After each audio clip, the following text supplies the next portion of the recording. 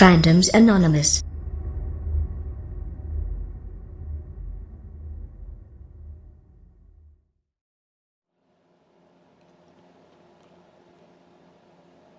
What's going on, everybody? Welcome to another episode of Fandoms Anonymous.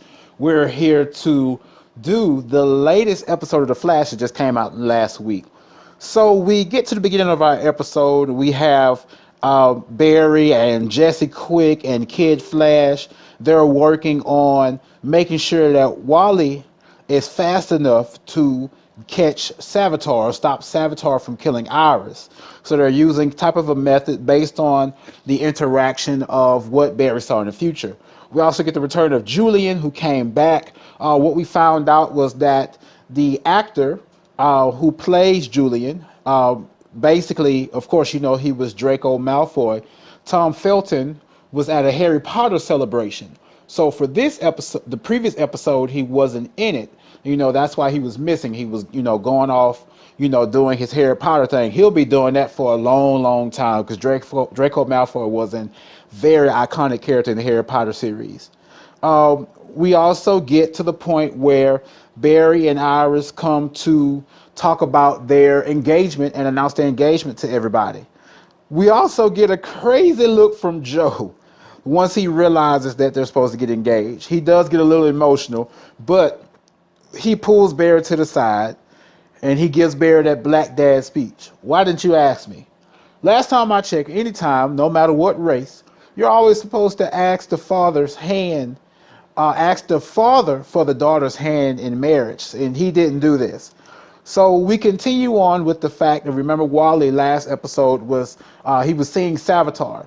Now Savitar has been able to affect him greatly and physically. And he was able to slam him against walls, against cars, and Barry, the thing about it is Barry couldn't see him, but Wally could. We also see that now Savitar looks more lifelike and less computer-like. There's a rumor going around that they spent so much money on Gorilla Grodd and the whole Gorilla Grodd series that they had to turn Savitar away from CGI and have him more realistic. I'm not sure who Savitar is. But just if you listen to the words that are being stated over and over again, I have a feeling that Savitar might be Wally. That's just my personal thought. If you notice, Savitar continues to tell them, even when they use Julian to tap into Savitar, he continues to tell them that you trapped me here in the future. You haven't done it yet, but you will. And then we see Wally get trapped in the Speed Force. So I'm kind of going with the fact that it might be Wally. Of course, it can't be Eddie Thawne. It can't be Firestorm. It can't be anybody like that. I got a feeling that it might be Wally, but we just haven't got to it yet.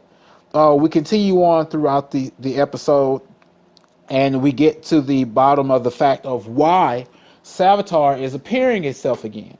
If you remember in the prophecy, Savitar said that one of you will betray the team. One of you will go in the sense of betrayal. Come to find out, when they threw the Philosopher's Stone into the Speed Force, that the small slither came out, and Caitlin Snow has been holding it for a good little while now because she thought she could use it to get rid of her Killer Frost powers. So they end up finding out that there is a calling or another following for Savitar. Barry ends up thwarting that plot, and we move forward into the episode, and Wally asks Cisco, can you take me to the future where this situation happened? When we get there, Wally is able to see Iris be killed by Savitar. Now, here's the tricky part. If you remember, Barry just proposed to Iris. When Wally goes to the future, or vibes to the future with Cisco, he notices that Iris does not have on her ring. So I know a lot of you are thinking, and those questions are popping up in your head. Basically, Wally thwarts Barry's plan. It wasn't an evil plan, but it was a plan that Barry had.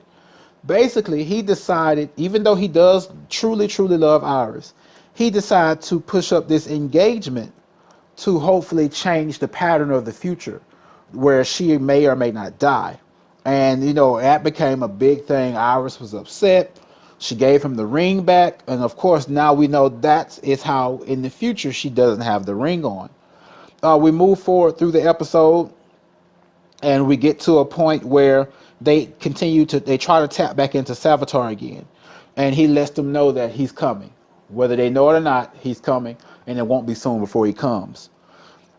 We get into another part where basically Savitar comes to Wally in the form of his mother. Now, this touched home for me because, as you know, Wally's mother died. Wally and Irish's mother died, Francine, earlier in the season. I believe it was during season 2 she passed away. And it hit home for me because I lost my mom as well. So to see Wally weep as he did, to hear, even though it was Savitar, he was speaking through or using his mother as a vessel, or the appearance of her, to say, I'm proud of you. I'm so glad that you're doing good things. And it touched home for me in a sense. This episode and the Good Dinosaur, I think it was Runaway Dinosaur that Kevin Smith directed last season. Those were 2 great episodes. But we move on throughout the episode, and Wally, once he sees this vision and realizes that it's Savitar, he decides he's going to do something to thwart this plan. He's going to stop Savitar for good. But eventually he only ends up winding up getting Savitar out. This episode, man, was just, it was awesome. Savitar ends up coming out. Wally ends up getting sucked into the Speed Force. Now he's trapped in the Speed Force. And now, since Savitar is in a more of a physical form, Barry can kind of get to him a little bit easier than Norm. So this episode was amazing. Savitar even stabbed Barry through the chest with one of his shards. And man, it's I don't know what's going to happen continuing on in the rest of this season. I feel like this season is getting into high gear now, and I'm excited for what's going to happen. In a sense, everybody's kind of spreading apart. There's going to be some distance between the characters on the show. There's going to be some distance between Barry and Iris. There's going to be some distance between Joe and Barry, with the fact that Wally has been trapped now in the Speed Force. And I'm just excited to see where the rest of this season is going to go. So, guys, thank you for watching this review. If you haven't seen our other reviews, please take the time to check them out. We're coming up later on. We just did an interview with Derek Michael Johnston, with Super Batgirl Ravager, and with his bead art, so check that out. If you guys also haven't checked it out, we did our interview with Jason David Frank, the original Mighty Morphin Green Power Ranger. Coming up soon, we're going to be reviewing the latest episode of Legends of Tomorrow, and we're also going to be reviewing the Wonder Woman trailer, and you'll be interested to hear what I got to say. For those of you who know me personally, you know how I feel about DC, but I got some interesting things to say about this Wonder Woman trailer. So again, we're Fandoms Anonymous. Follow us everywhere, all over social media. Have a great one.